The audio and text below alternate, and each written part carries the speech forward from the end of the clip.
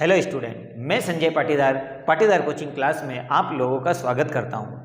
आज इस video lecture में हम प्रश्नावली 4.3 का क्वेश्चन नंबर 3 और 4 करेंगे। बच्चों, क्वेश्चन नंबर 3 हम उदाहरण नंबर 14 में कर चुके हैं। ये ठीक उसी तरह से एक सवाल है। अगर आप लोगों ने उदाहरण नंबर 14 का वीडियो हमारा नहीं देखा है तो मैं इसकी लिंक डिस्क्रिप्शन में आपको दे दूंगा। वहां से जाकर सबसे पहले उदाहरण नंबर 14 को देखिए, उसके बाद में क्वेश्चन नंबर 3 को कीजिए। तो आइए हम करते हैं क्वेश्चन नंबर 3। क्वेश्चन नंबर 3 में मुझे 2 सवाल दिए गए हैं, तो हम करते हैं शुरुआत पहले नंबर के सवाल से। तो क्वेश्चन नंबर 3 में कहा है कि निम्न समीकरणों के मूल ज्ञात कीजिए, अर्थात इन समीकरणों के मुझे मूल ज्ञात करना है। तो हम इसके मूल सूत्र विधि से करेंगे। तो सबसे पहले तो मुझे इसे ax² plus bx plus c के फॉर्म में जमाना होगा, क्योंकि इस फॉर्म में नहीं है। तो इस फॉर्म में जमाने के लिए x का गुणा इधर और x का गुणा 3 में कर देता हूं, तो ये इस फॉर्म में आ जाएगा बड़ी आसानी से। तो x का गुणा मैं x में करूंगा तो x² माइनस 1 उसकी जगह पर ही है, इक्वल 3 का गुणा अगर मैं x में करूंगा तो 3x। अब मैं 3 का कर देता हूं पक्षांतरण, तो x² माइनस 3x माइनस 1 बराबर 0। तो बच्चों ये तो जम गए हमारी द्विघात समीकरण, ये हमारी द्विघात समीकरण आ गई। अब इससे सूत्र विधि से हल करना बहुत ही आसान है।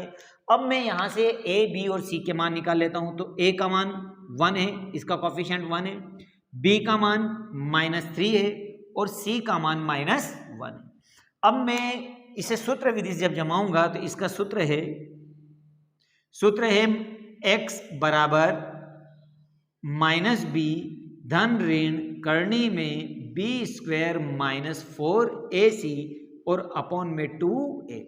बस इस फार्मूले में अब मैं a, b, c के मान रख दूंगा, इसको सॉल्व कर दूंगा, आसानी से सवाल हमारा हो जाएगा। तो ये होगा x बराबर b का मान कितना है हमारे पास -3 और धन ऋण करनी में b का मान है -3 का होल स्क्वायर माइनस 4 वैसा का वैसा ही। a का मान कितना है 1 और c का मान है -1 और अपॉन में आ जाएगा 2 मल्टीप्लाई a का मान है 1। ये तो बच्चों यहाँ से a b c की वैल्यू मैंने इसमें पुट कर दी।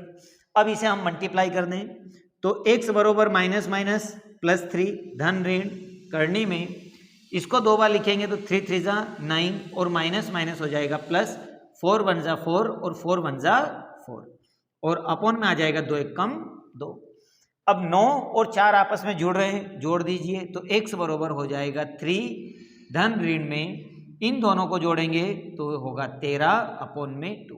अब यहाँ देखने की बात है कि 13 के कोई वर्गमूल नहीं है, अर्थात यह 13 रूट में ही रहेगा।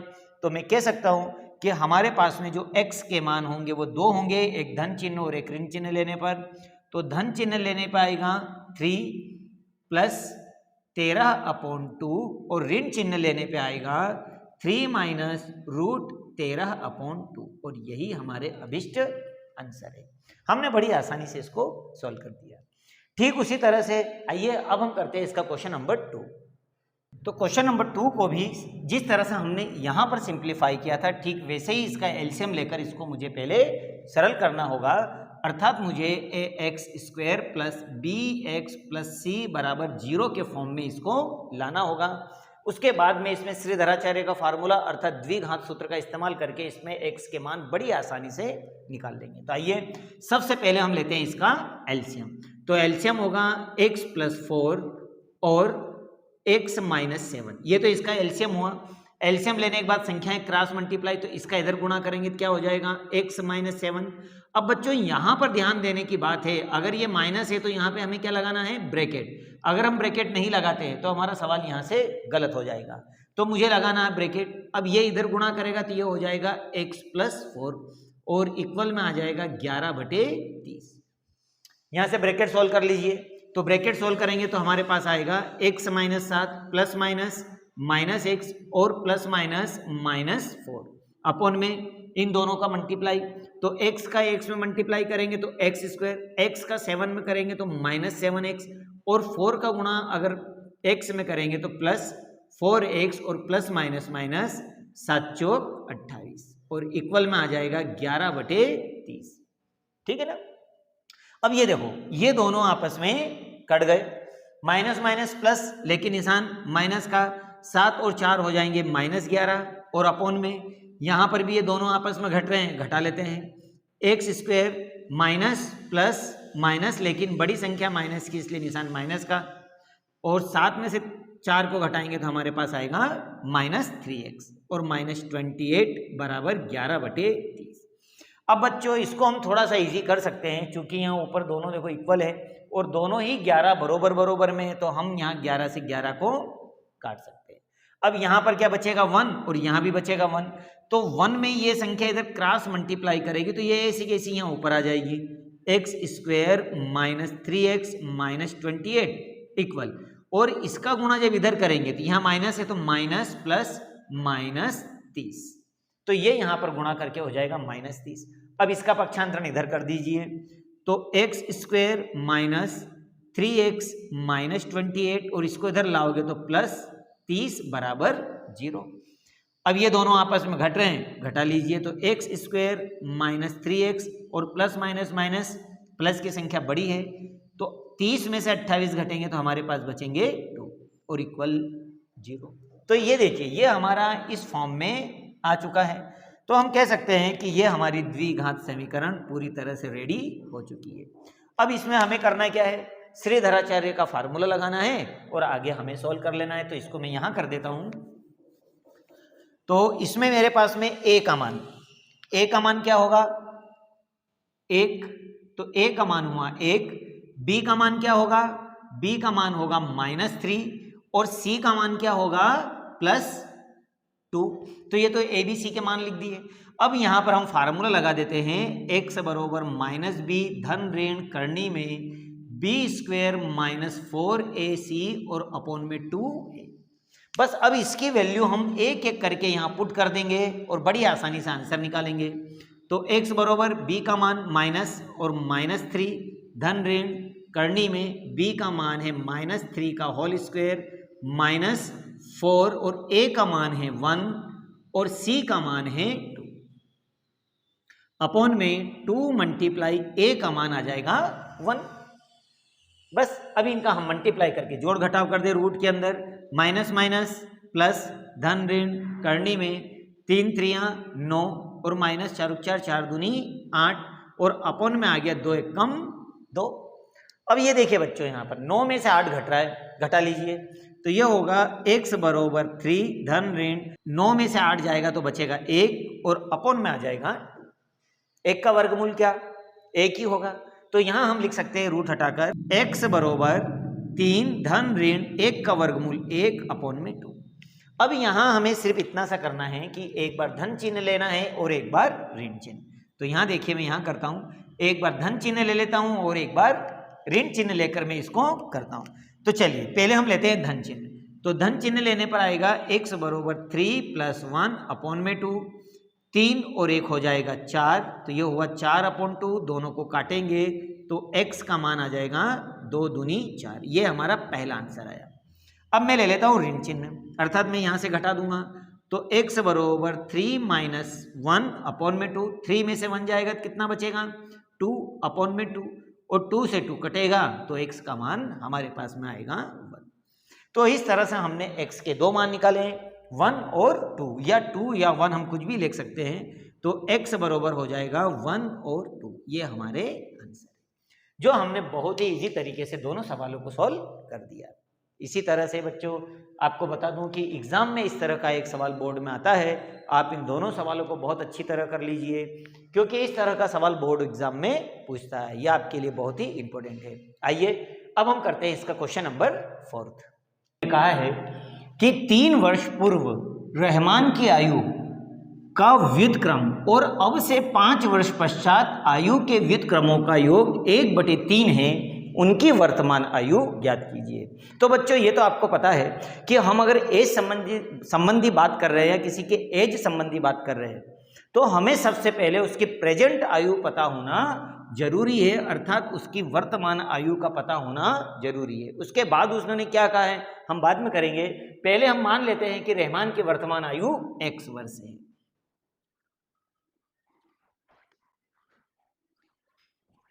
तो मैं सबसे पहले तो मान लेता हूं कि माना रहमान की वर्तमान आयु कितनी है, x वर्ष है। अब बच्चों क्वेश्चन को देखिए, 3 वर्ष पूर्व अगर मुझे वर्तमान आयु मालूम है तो मैं रहमान की 3 वर्ष पूर्व की आयु बड़ी आसानी से निकाल लेता हूं। तो सबसे पहले तो रहमान की 3 वर्ष पूर्व की आयु निकालिए।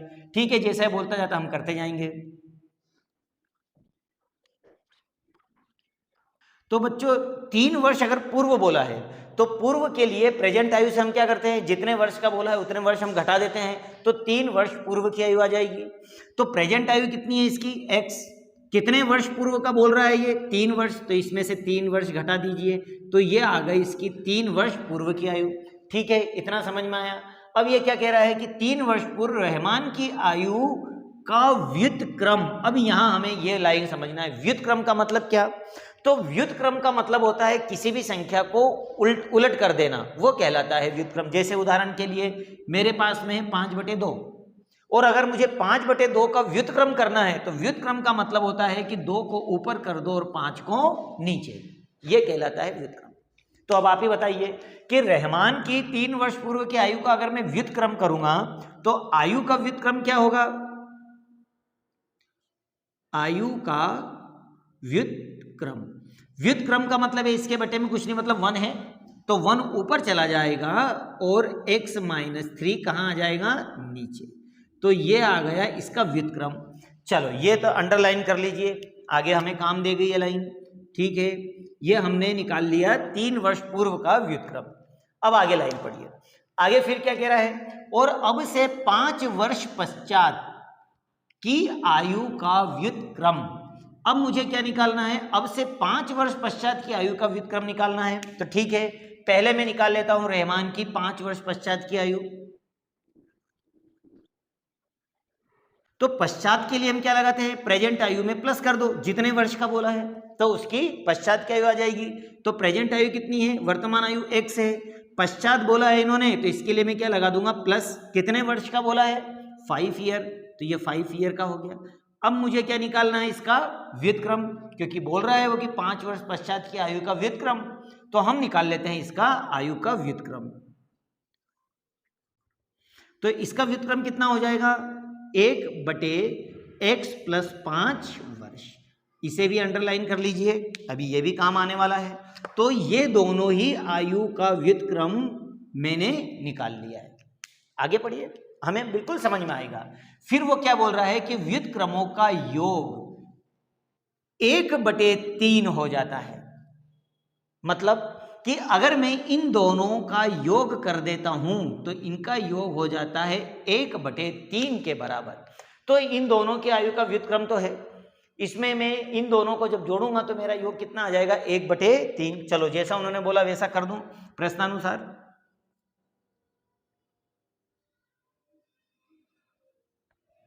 तो प्रश्नानुसार दोनों की आयु का व्युत्क्रम x - 3, योग का बोला इन्होंने, तो आप इसे योग मतलब जोड़ दीजिए, तो ये हो जाएगा 1/x + 5 बराबर कितना हो जाता है, 1/3।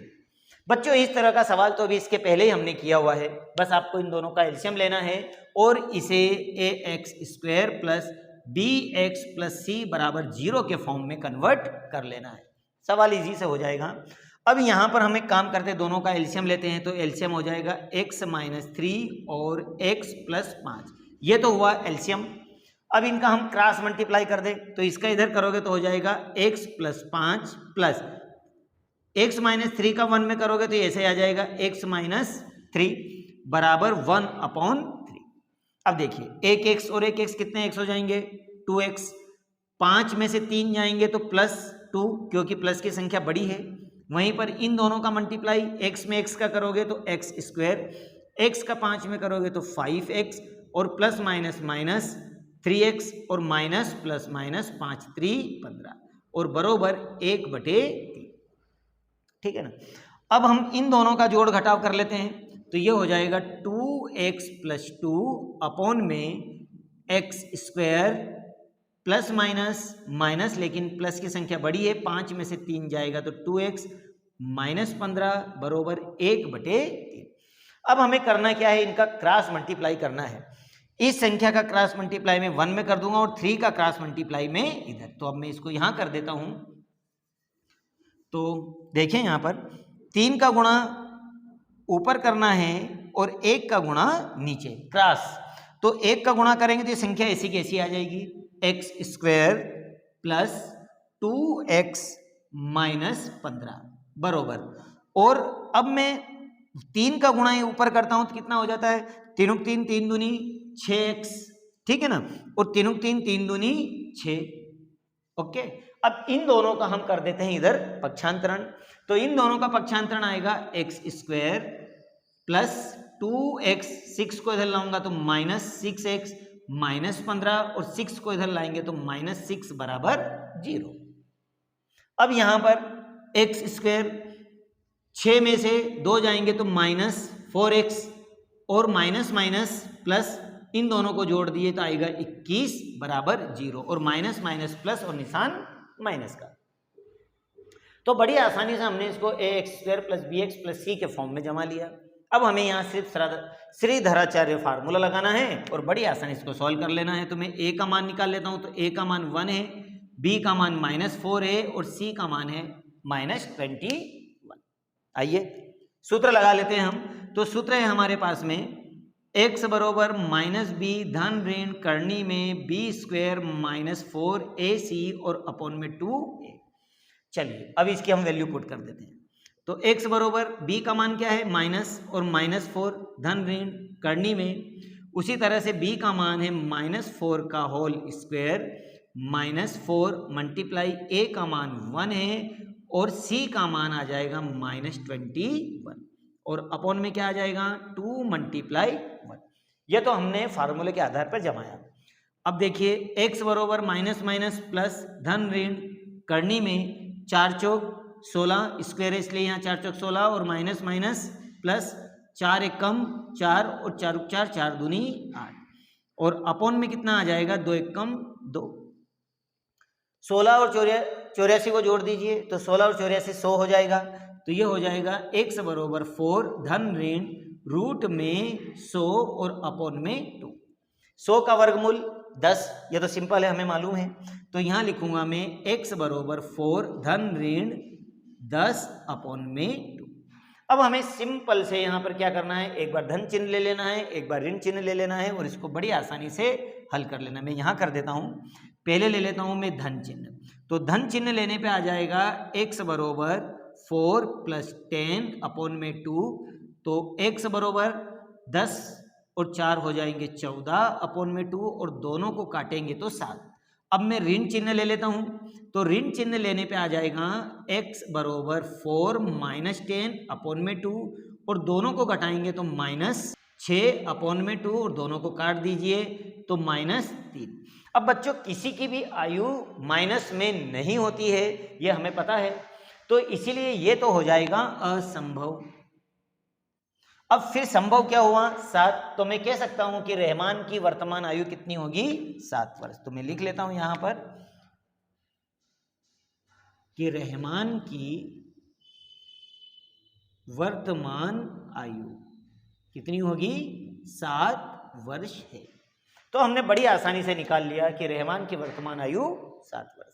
बच्चों सवाल बहुत इजी है लेकिन ये बोर्ड एग्जाम के लिए बहुत ही इंपॉर्टेंट है।